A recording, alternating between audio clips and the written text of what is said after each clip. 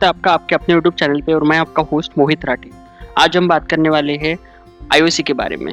IOC एक बहुत ही बड़ी ऑयल मार्केटिंग कंपनी है इंडियन मार्केट के अंदर, और आप अपने आसपास भी देखते होंगे कि आईओसी के पेट्रोल पंप्स और गैस डिस्ट्रीब्यूशन सर्विसेज आपको आराम से मिल जाती है। आज हम जानने की कोशिश करेंगे कि हमें आईओसी के अंदर निवेश करना चाहिए या नहीं करना चाहिए, और हमें किस लेवल के अंदर आईओसी के अंदर निवेश करना चाहिए, और हम आने वाले कुछ दिनों में क्या लेवल्स एक्सपेक्ट कर सकते हैं। हम इस वीडियो में आईओसी के बारे में थोड़ा सा टेक्निकल एनालिसिस और फंडामेंटल एनालिसिस करेंगे और जानने की कोशिश करेंगे कि आईओसी अभी करंट लेवल पे बाय करने लायक है या नहीं। अगर आप इस चैनल पे नए हैं और आपने इस चैनल को अभी तक सब्सक्राइब नहीं किया है तो इस चैनल को सब्सक्राइब करना मत भूलिएगा। साथ ही बेल के नोटिफिकेशन का बटन भी दबाइए ताकि मेरे हर नए वीडियो की नोटिफिकेशन आपको मिलती रहे।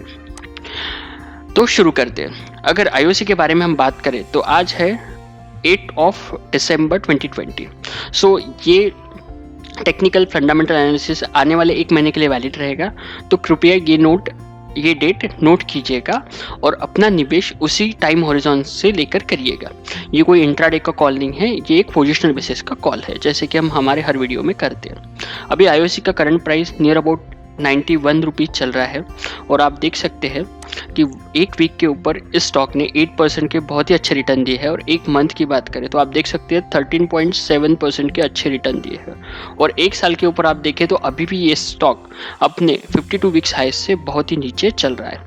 अगर हम इस स्टॉक के फाइनेंशियल्स की बात करें, आप देख सकते हैं कि फाइनेंशियल ईयर 2020 में ये जो कंपनी है इसका जो टोटल रेवेन्यू है वो कम हुआ है because of corona virus outbreak and all this things. तो हम आने वाले दिनों में जैसे जैसे इंडियन इकोनॉमी रिकवर करेंगे हम इसका टोटल रेवेन्यू बढ़ते हुए देख पाएंगे। इसका एबिटा मार्जिन की बात करें तो वो भी बहुत ही ज़्यादा कम हुए हैं, आप जैसे कि देख सकते हैं, और वही साफ आपको इस स्टॉक के प्राइस में भी नज़र आता है कि अभी तक जब stock market all time high चल रहा है और बहुत सारे स्टॉक अपने लोवेस्ट पॉइंट से डबल हो चुके हैं या 1.5 गुना हो चुके हैं, 2.5 गुना हो चुके हैं, फिर भी ये स्टॉक अपने 52 वीक्स हाई से नीचे है। तो यही एबिटा इस केस में दिख रहा है। पिछले फाइनेंशियल ईयर में ये कंपनी फायदे में नहीं थी, जैसे कि आप देख सकते हैं, और इसका ईपीएस भी था वो निगेटिव था। लेकिन आने वाले दिनों में जैसे जैसे इकोनॉमी रिकवर करेंगी हम इस स्टॉक के अंदर एक अच्छा रिबाउंड देख सकते हैं।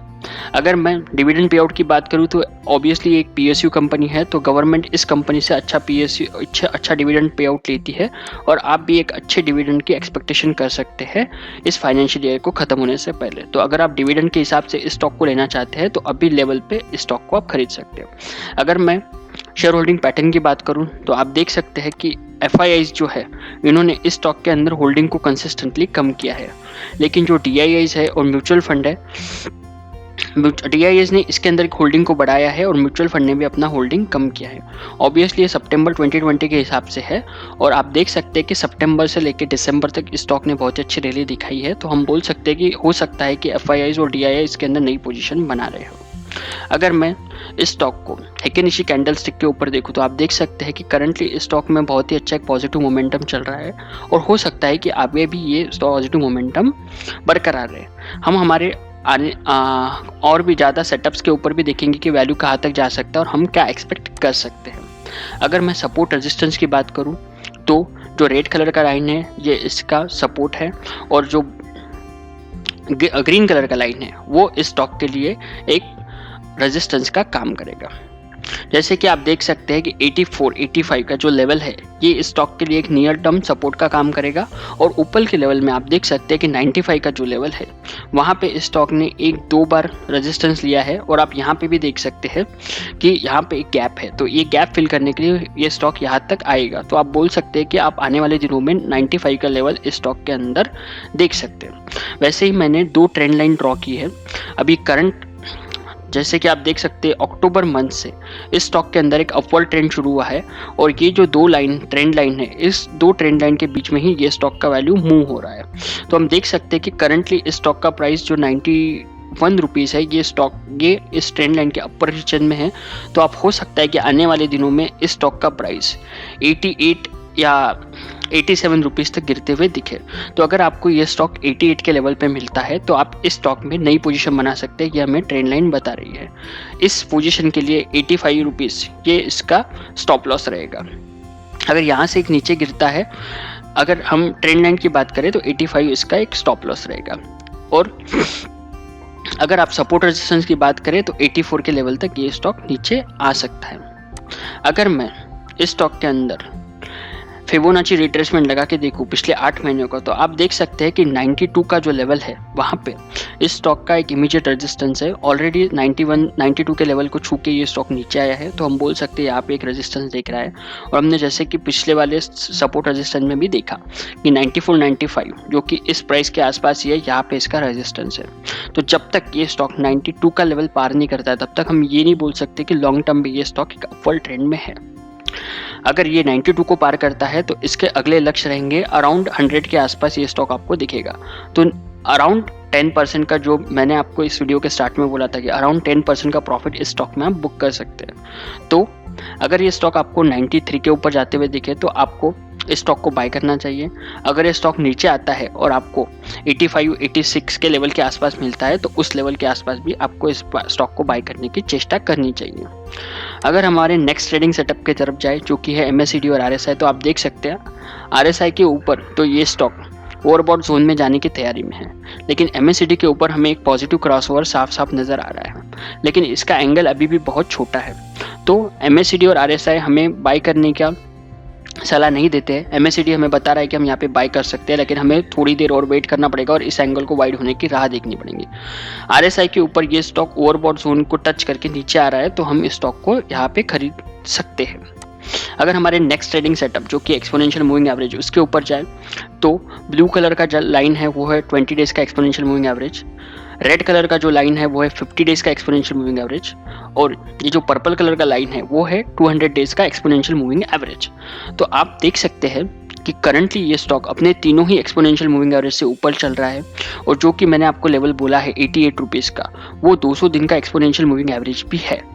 तो 88 का जो लेवल हमें ट्रेंड लाइन में नज़र आ रहा है उसको वो एक्सपोनेंशियल मूविंग एवरेज में भी वेरीफाई हो रहा है। तो 88 का लेवल हमें इस स्टॉक को खरीदने के लिए नज़र रखना पड़ेगा। अगर हमारे नेक्स्ट ट्रेडिंग सेटअप की तरफ जाए जो कि है निफ्टी के साथ कंपैरिजन, तो आप देख सकते हैं कि निफ्टी के साथ इसका अभी करंट में कोई कोरिलेशन चल नहीं रहा है, लेकिन ATR का जो वैल्यू है वो अपने लोअर बैंड में चल रहा है। इसका मतलब है कि इस स्टॉक के अंदर अभी जो अपवर्ड मोमेंटम है वो बरकरार है। हो सकता है कि छोटा मोटा करेक्शन देखने को मिले, लेकिन लॉन्ग रन में ये स्टॉक अभी भी अपवर्ड मोमेंटम में चल रहा है।